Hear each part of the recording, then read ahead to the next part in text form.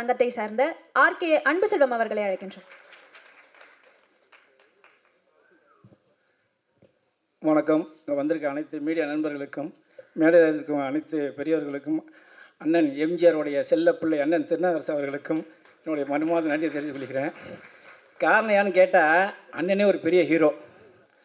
அதில் அது 87 அக்னி பார்வை இதில் வச்சுருந்தாங்க, மோகன் ரோட்டில் அண்ணா மேம்பர் பக்கத்தில். நான் 89 சினிமாவுக்கு வந்தப்போ அண்ணனோட கட்டவுட்டை பார்த்துட்டு தான் டெய்லி போவேன், சான்ஸ் தேடவே.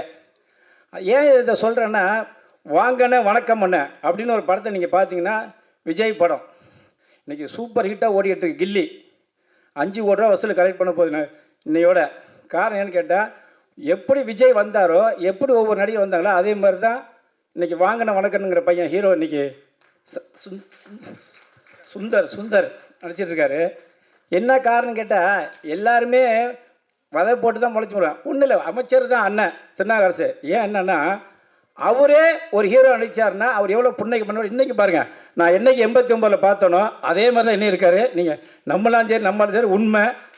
ஏன்னு கேட்டிங்கன்னா, 16 வயதுலேன்னு ஒரு படம் ஒன்று வந்துச்சு. அது கமலஹாசன் வந்து ஹீரோ நடித்தார், பாரதி அண்ணன் வந்து டைரக்ட் பண்ணார். அந்த படம் வந்தப்போ தான் தமிழ்நாட்டில் முதல் சூப்பர் ஸ்டார் ஆனார் அன்றைக்கி கமலஹாசனும் பாரதிராஜாவும். அதேமாரி தான் உதராகனு ஒரு படம் வந்துச்சு. டி ராஜன் அன்றைக்கி தமிழ்நாட்டுக்கு ஒரு பெரிய சூப்பர் ஸ்டார் ஆனார். அதுமாரி முந்தானி முடிச்சுன்னு ஒரு படம் வந்துச்சு. பாக்யராஜ் யாருன்னு சந்து பொந்தில் உலகம் முழுக்க தெரிய ஆரம்பித்தது பாக்யராஜ் படம். அதேமாரி 3 முகன்னு ஒரு படம் வந்துச்சு, இன்னை வரைக்கும் சூப்பர் ஸ்டார் வந்திருக்கார் ரஜினிகாந்த்.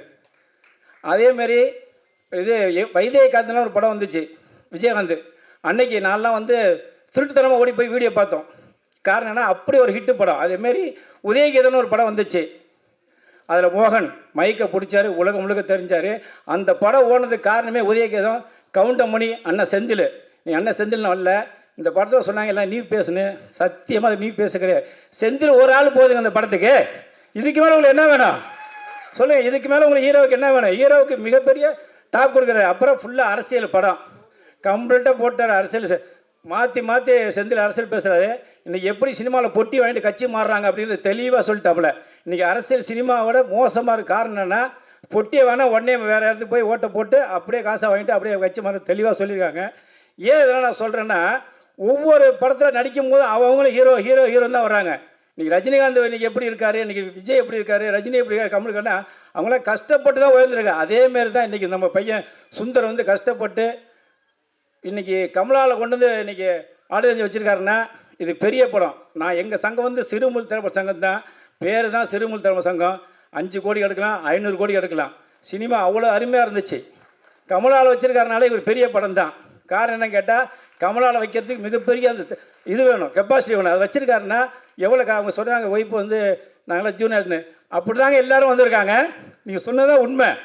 இன்றைக்கி எம்ஜிஆர் யார் ஜூனியர் ஆர்டிஸ்டாக வந்தார், சிவாஜி எப்படி வந்தார், ரஜினி எப்படி வந்தார், கமல் எப்படி வந்தார், எல்லாருமே சாதாரணமாக வந்தவங்க தான். நான் ஓப்பனாக பேசுவேன், எதுக்கும் போயிட மாட்டேன். காரணம் என்னன்னு கேட்டால், எல்லோரும் வரலாறு எனக்கு தெரியுங்கிறதுனால தான் நான் சொல்கிறேன். என்ன காரணம், சினிமா யாரையுமே கைவிடாது. நம்மளோட எண்ணமும், நம்மளோட ஒழுக்கமும், நம்மளோட நடவடிக்கையும், நம்மளோட செயலும் தான் சினிமா காப்பாற்றுமே தவிர சினிமா யாராலையும் அழிக்க முடியாது. காரணம் என்ன, அரசியல் அன்றைக்கி வருவாங்க போவாங்க. நீங்கள் சினிமா கரெக்டாக நேர்ச்சி பாருங்கள், யாரையுமே தோக்க முடியாது. நம்ம சொன்னாலும் அத்தனை பேர் லிஸ்ட் எடுங்க, யாராவது ஒரு ஆள் தோத்தாங்க சொல்லுங்கள். சினிமா ஜெயிச்சவங்களெல்லாம் ஏன் சத்யராஜ் எடுத்துங்க, வில்லன் நடித்தார். அலைகள் இது கடலோர கவிதைன்னு ஒரு படம் வந்துச்சு, இன்னை வரைக்கும் நடிச்சிட்ருக்காரு. சத்யராஜ் இன்னைக்கு வரைக்கும் நடிச்சிட்ருக்காரு. ஏன், எல்லாருமே ஒரு நேர காலம் வரும்போது அதை பயன்படுத்தணும். நான் இன்னும் இருக்கேன். ஏன் நான் அண்ணன் திருநாகரசு அமைச்சரே நான் சொல்கிறேன்னா, நான் பார்த்து ரசித்தேன். 3 மாதம் அவர் கட்டோட்டை பார்த்துட்டே போவேன் டெய்லி. ஏன்னா அவர் நிற்பார் அப்படியே. ஏன்னா அப்படியே அவர் இன்றைக்கி இருக்கார். அந்தமாரி இன்றைக்கி இருக்கார் பாருங்க. உங்கள் இன்னைக்கு நேரம் வந்து அண்ணன் வந்து நம்மளுக்கு பேசுறது இருக்காருன்னா, இதை நம்ம செஞ்ச பெரிய பாக்கியம். இந்த படத்தை வந்துட்டாரு பாருங்க, அதுதான் மிகப்பெரிய பாக்கியம். ஏன்னா இவர் மீண்டும் அவர் எம்ஜிஆர் தான்.